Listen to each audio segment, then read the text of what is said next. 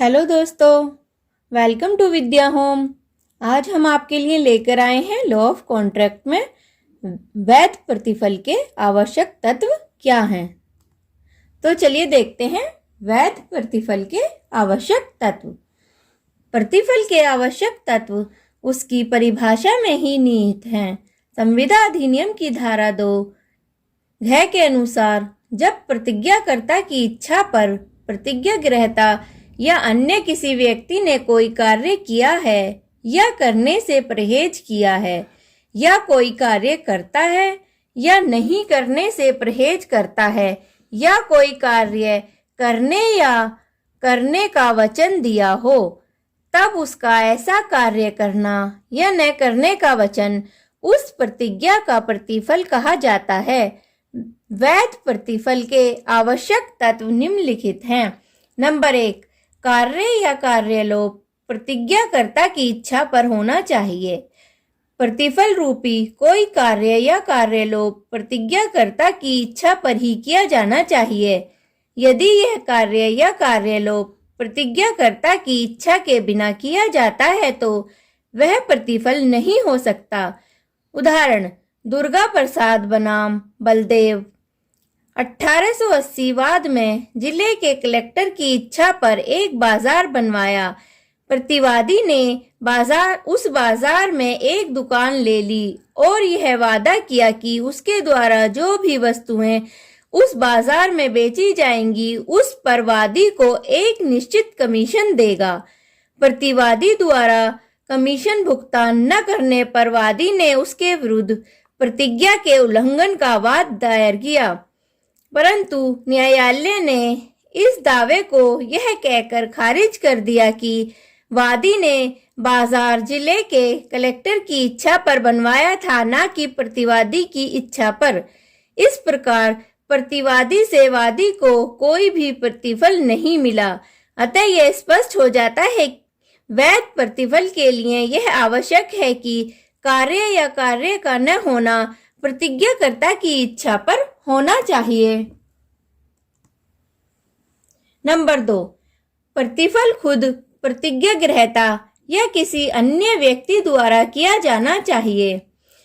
यदि संविदा के लिए कोई प्रतिफल है तो वचनदाता संविदा से बाध्य हो जाता है, भले ही प्रतिफल प्रतिज्ञा ग्रहता या उसकी ओर से किसी अन्य व्यक्ति ने दिया हो।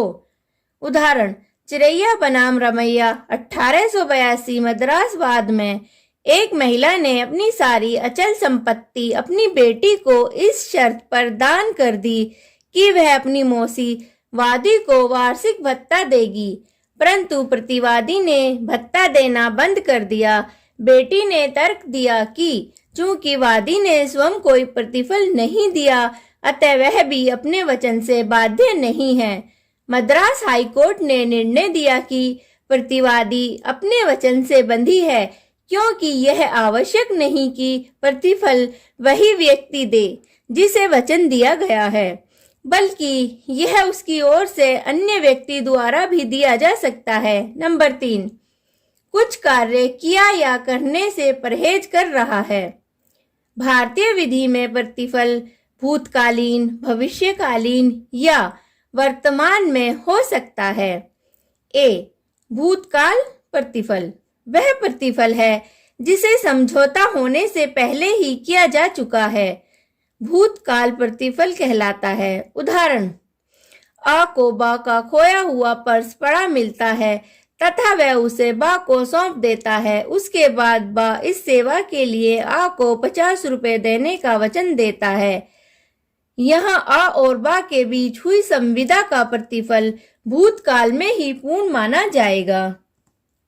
बी, वर्तमान प्रतिफल जब किसी संविदा में एक पक्ष अपने सभी दायित्व पूरे कर चुका है और दूसरे पक्ष को अपना दायित्व पूरा करना बाकी रह जाता है, तब ऐसा शेष दायित्व वर्तमान प्रतिफल कहलाता है। उदाहरण, यदि किसी व्यक्ति द्वारा खोए हुए कुत्ते को तलाशने के लिए इनाम की घोषणा की जाती है और एक व्यक्ति उस कुत्ते को ढूंढ कर ले आता है, इसके बाद कुत्ते के मालिक द्वारा इनाम दिया जाना ही शेष कार्य है, जो वर्तमान प्रतिफल कहलाएगा। सी, भविष्य का प्रतिफल, वह कार्य या कार्य लोप जिसे भविष्य में पूरा किया जाने का वादा किया गया हो, भावी प्रतिफल कहलाता है। उदाहरण, एक लड़के और लड़की के साथ शादी का समझौता जिसका प्रतिफल शादी के रूप में भविष्य में पूरा किया जाना है। नंबर 4, प्रतिफल का पर्याप्त होना आवश्यक नहीं।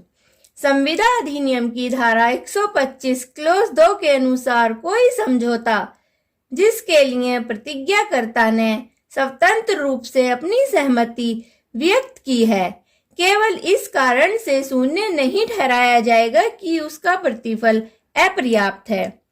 उदाहरण नंबर 1 का 1000 रुपए की कीमत के घोड़े को 10 रुपए में बेचने के लिए करार करता है, क्योंकि इस करार के लिए सम्मति स्वतंत्र रूप से दी गई है। इस बात के होते हुए भी प्रतिफल अपर्याप्त है, फिर भी यह करार वैध संविदा है। उदाहरण नंबर 2, मैं अपनी भूमि को 10,000 रुपए मूल्य की है, कै को 1,000 रुपए में बेचने को राजी हो जाता है। पै इस करार में अपनी सम्मति स्वतंत्रता पूर्वक देता है। बाद में पै अपनी भूमि 1,000 रुपए में बेचने से इस आधार पर इनकार कर देता है कि प्रतिफल अपर्याप्त है। इसके बावजूद कि प्रतिफल अपर्याप्त है, यह करार वैध संविदा है, क्योंकि पै ने करार में अपनी सम्मति स्वतंत्रता पूर्वक दी है। नंबर 5, प्रतिफल का विधि की दृष्टि में कुछ मूल्य होना चाहिए। प्रतिफल वास्तविक होना चाहिए।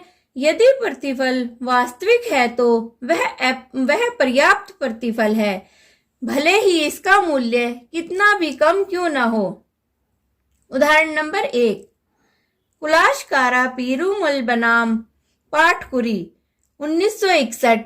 मद्रास उच्च न्यायालय बाद में एक पत्नी ने वचन दिया कि संपत्ति न रहने के बदले वह अपने पति के समस्त कर्जों को अदा करेगी और उसकी मां को रहने का खर्चा भी देगी। न्यायालय ने निर्णय लिया कि प्रतिफल मूल्यवान है। उदाहरण नंबर 2, जहां एक कार का स्वामी दूसरे व्यक्ति से यह कहे कि यदि तुम मेरी नई कार को गैराज से निकाल कर ले आए तो मैं अपनी कार इस एवज में बेच दूंगा। कोर्ट ने निर्णय दिया कि कार की बिक्री मान्य नहीं है, क्योंकि गैराज से कार निकालना मात्र वैधानिक दृष्टि से कोई मूल्यवान प्रतिफल नहीं है। नंबर 6, संविदा का उद्देश्य या प्रतिफल अवैध, अनैतिक तथा लोक नीति के विपरीत नहीं होना चाहिए। अवैध, अनैतिक या लोक नीति के विरुद्ध प्रतिफल लागू नहीं किया जा सकता। उदाहरण, का खा को लोक सेवा में नौकरी दिलाने की प्रतिज्ञा करता है और बदले में खा का को 1,000 रुपए देने की प्रतिज्ञा करता है। करार शून्य है। दोस्तों, विधि के विषय से संबंधित वीडियो और important note and question bank के लिए नीचे दिए लिंक पर विजिट करें www.vidyahome.com। Thank you guys.